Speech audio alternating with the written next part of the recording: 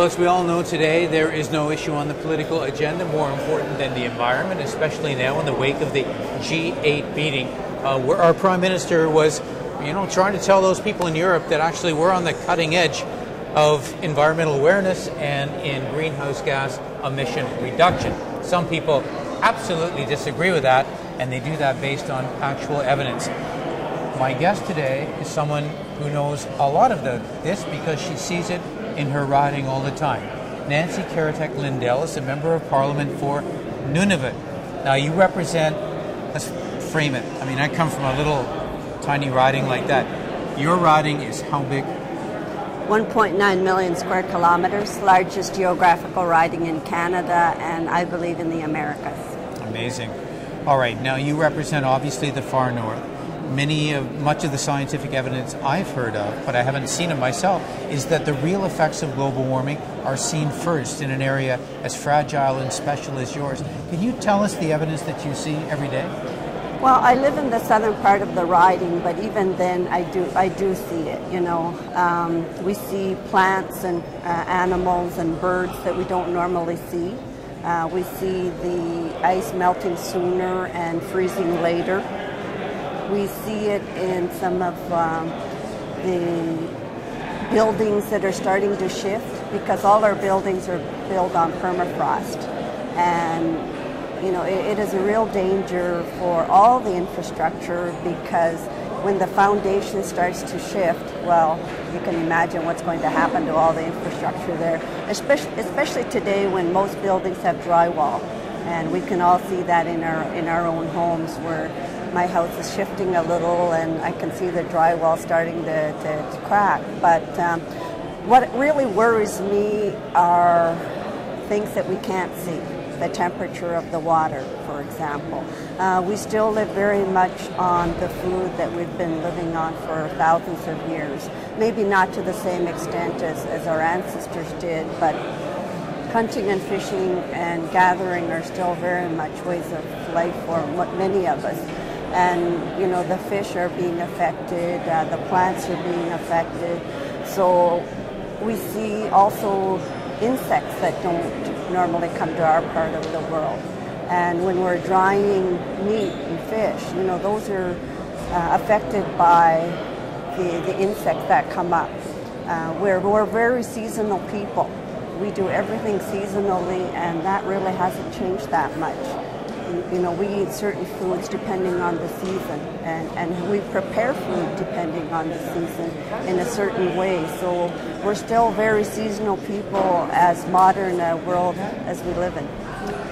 What impact has it had on some of the more remote communities in your riding where people have a more traditional lifestyle?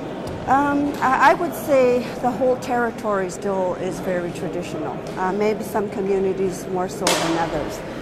We travel mainly on the sea ice. Everyone but one of my communities live on the coast of the sea coast. So we travel on the Hudson Bay in my area, in other parts, different parts of the ocean. We use that for our transportation, but we also travel on the land too, but in the springtime mainly over the lakes. So it affects our mode of transportation. We use snowmobiles now. Dog teams are making a comeback, but there's still a majority of the people use snowmobiles for hunting. And in the summer and fall, we use boats. So it's a mode of transportation for us. And if that is not a safe mode for us, then everything we do is affected. How do you feel we're doing as a nation and as a planet right now? Do you have any optimism that we're moving in the right direction, or are we really just bungling this problem? Well, we have to be optimistic. We've always been an optimistic people that with all the challenges that are before us, we have to keep hoping that we are doing the right thing. But the key message that I would give is you have to think of the people. Everybody thinks of, yes, the creatures, they're important, the mammals, the fish, the birds that live in the Arctic, but you have to really think of the people too, because sometimes we think the focus is not on the people and we're not moving away.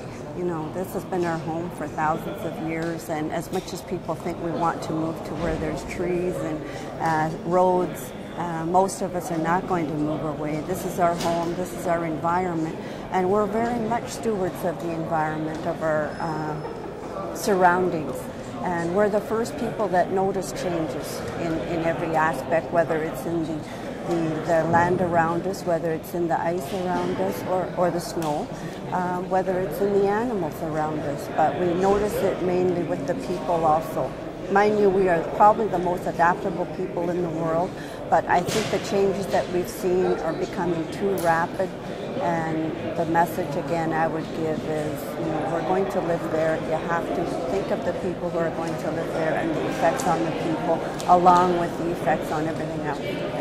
Nancy, I'm sure people who are viewing this from urban areas and around the country will be interested in knowing how you, as a member of Parliament living in Nunavut, coming to Ottawa, how long does it take you to travel back and forth? And I mean, that's got to be a major part of your week, right? Yes, and it takes a whole day. It takes a whole day. I leave here in the morning and I fly to Iqaluit. There is a jet service that goes up there every day. Oh, I didn't know that. Contrary to popular belief. It only takes 3 hours to get from Ottawa to Nunavut, so I encourage people to go up there. But I go beyond that. The jet goes on to Rankin Inlet, which is across over to the Hudson Bay. And then I go south of that on a smaller carrier. So if I leave here in the morning, I'm there probably around 7, but you have to take into consideration it's 1 hour behind. My riding is 3 time zones, so as I go west, I lose an hour or gain an hour each way. So it is a whole day. It does take its toll on you. All right.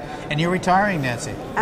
Well, I don't know if retiring's the right word. Well, I mean, but, retiring from this crazy business. Yes, I won't be running in the next election. It'll be 10 years for me, or it has been 10 years for me to celebrate it at June 2.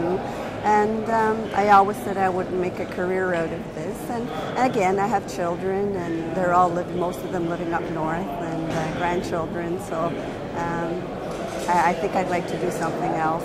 Probably it's still along the lines of helping people, but maybe at a bit of slower pace and maybe not so much geographical challenges. Not so many airplanes. Nancy, thank you so much for your contribution. Thanks for being here today. And thanks for watching MPtv.